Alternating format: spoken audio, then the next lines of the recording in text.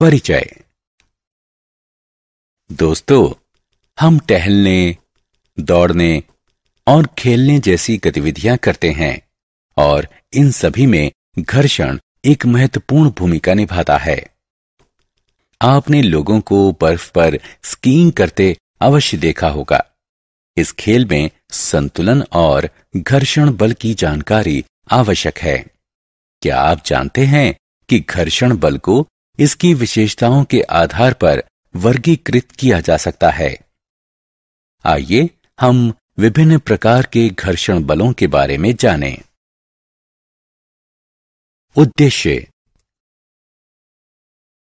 इस पाठ के अंत में आप निम्न करने में सक्षम हो जाएंगे: घर्षण के प्रकार का वर्णन करना, घर्षण के लाभ और हानि की चर्चा करना, घर्षण बढ़ाने या घटाने के तरीके बताना।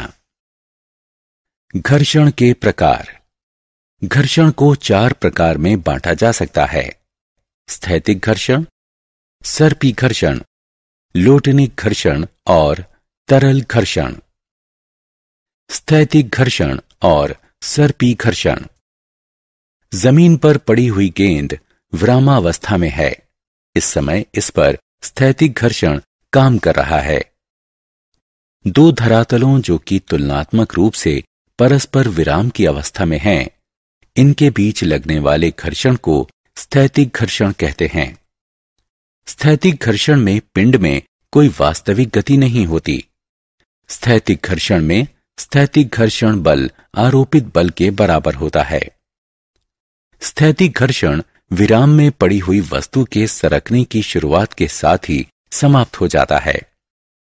जब हम गेंद को धकेलते हैं तो यह चलना शुरू कर देती है।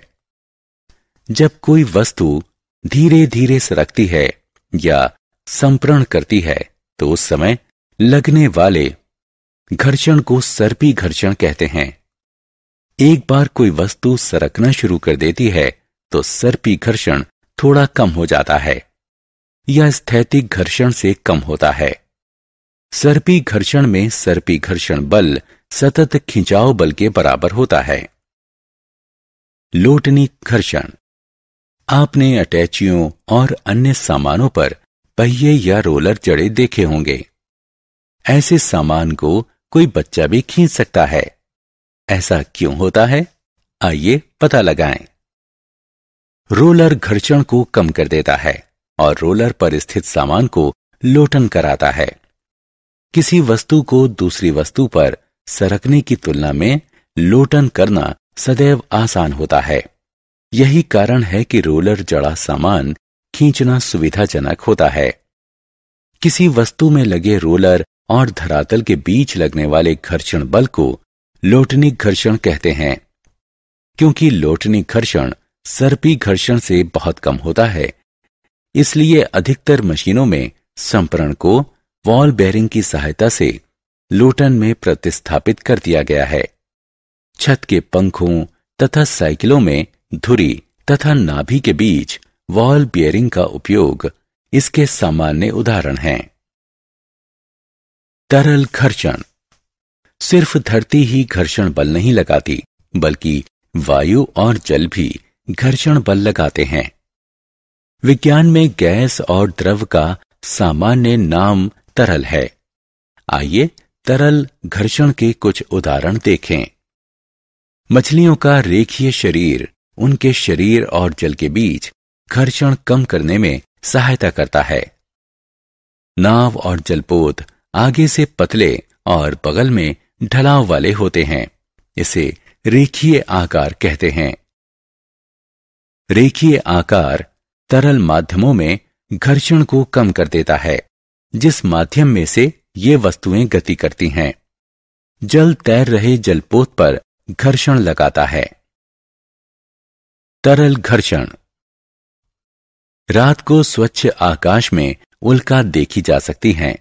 ये आकाश में तैरता हुआ शैल का छोटा टुकड़ा है, जिसे उल्का पिंड कहते हैं। क्या आप जानते हैं कि इसमें आग क्यों लग जाती है? जब एक उल्का पिंड अंतरिक्ष से फिसलकर पृथ्वी के वायुमंडल में प्रवेश करता है तो यह वायु से प्रतिकूल घर्षण करता है। उल्का पिंड की गति अत्यधिक तीव्र होती है, इसलिए वायु में आते समय इसका घर्षण भी बहुत ज्यादा होता है। इससे ऊष्मा उत्पन्न होती है और पिंड ज्वाला के रूप में चलता है। जलता हुआ उल्का पिंड अपने पीछे एक लकीर छोड़ता है। वायु में उड़ते हुए वायुयान घर्षण का सामना करते हैं। क्योंकि वायुयान तेज चलते हैं, इसलिए उनके और वायु के बीच का घर्षण अत्यधिक होता है। उड़ते समय ये वायुयान घर्षण बल के कारण गर्म हो जाते हैं। यात्रियों को सतह पर उत्पन्न गर्मी से बचाने के लिए वायुयान का भीतरी भाग ऊष्मारोधी होता है। ये याद रखना चाहिए कि माध्यम जितना विरल यानी पतला होगा, घर्षण बल उतना ही कम होगा। माध्यम जितना सघन यानी मोटा होगा, घर्षण बल उतना ही ज्यादा होगा। घर्षण के लाभ। घर्षण लाभदायक भी है और हानिकारक भी। हम चल पाते हैं क्योंकि घर्षण हमें फिसलने से बचाता है। जब हम धरती को अपने पांवों से धक्का देते हैं तो घर्षण धक्के को आगे प्रतिक्रिया देता है और हमें आगे धकेल देता है। हम लिखने में सक्षम हैं क्योंकि कलम की नोक और कागज के बीच घर्षण है। माचिस जलाना घर्षण का एक अन्य उपयोगी प्रयोग है। जब हम माचिस की तीली को माचिस के डिब्बे के खुरदरे भाग पर रगड़ते हैं तो उनके बीच के घर्षण से ऊष्मा उत्पन्न होती है। घर्षण की हानि। जब हम किसी ग्रीस या तेल लगे धरातल पर चलते हैं तो हम फिसल जाते हैं, क्योंकि ग्रीस या तेल के कारण घर्षण कम हो जाता है। घर्षण मशीनों की क्षमता को घटा देता है। मशीन को चलाने में लगने वाली शक्ति का एक हिस्सा मशीन के गतिशील पुर्जों के बीच घर्षण कम करने में लग जाता है। जब मशीन के चलते हुए पुर्जे आपस में रगड़ते हैं तो उनके बीच के घर्षण के कारण अत्यधिक ऊष्मा उत्पन्न होती है, जो मशीन को क्षति पहुंचाती है।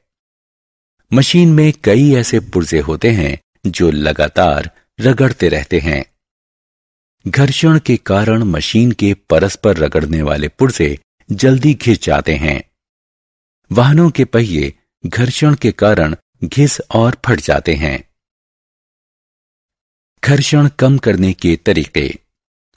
घर्षण को निम्न तरीकों से कम किया जा सकता है: पॉलिश करके या पाउडर लगाकर।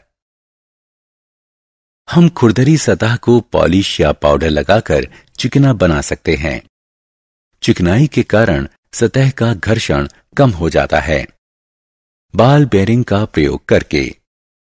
बाल बेरिंग एक खोखली गोल आकृति वाले यंत्र होते हैं जिसमें धातु की छोटी छोटी गेंदें होती हैं, जो कि धुरी की तरह एक मशीन के घूमते हुए हिस्से के चारों ओर लगाए जाते हैं। बाल बेरिंग सर्पी घर्षण को लोटनिक घर्षण में बदलकर घर्षण को कम कर देते हैं। रोलर और पहिए का प्रयोग करके। बहुत सी भारी वस्तुएं जैसे भारी सूटकेस में घर्षण कम करने के लिए छोटे पहिए जड़े जाते हैं, जिसे रोलर कहते हैं, ताकि उसे आसानी से खींचा जा सके। रेखीय आकार द्वारा। कार, हवाई जहाज और रॉकेट का आकार घर्षण कम करने के लिए रेखीय यानी स्ट्रीमलाइन्ड बनाया जाता है। नाव तथा जलपोत का आकार भी जल में घर्षण कम करने के लिए रेखीय बनाया जाता है। सारांश। आइए हमने जो कुछ सीखा है उसे संक्षेप में दोहराएं। सर्पी घर्षण स्थैतिक घर्षण से कम होता है। लोटनिक घर्षण सर्पी घर्षण से कम होता है। नाव और जलयान जल से गुजरते समय जल से घर्षण बल अनुभव करते हैं और हवाई जहाज और अंतरिक्ष यान वायु से। घर्षण बल के कारण संपर्क में आने वाली सतह घिस और टूट जाती है और ऊष्मा उत्पन्न करती है। घर्षण को निम्नलिखित माध्यमों से घटाया जा सकता है। सतह को चिकना बनाकर, रोलर का प्रयोग करके, बॉल और बेलनाकार बेयरिंग का प्रयोग करके, गतिशील भाग में स्नेहक यानी लुब्रिकेंट लगाकर।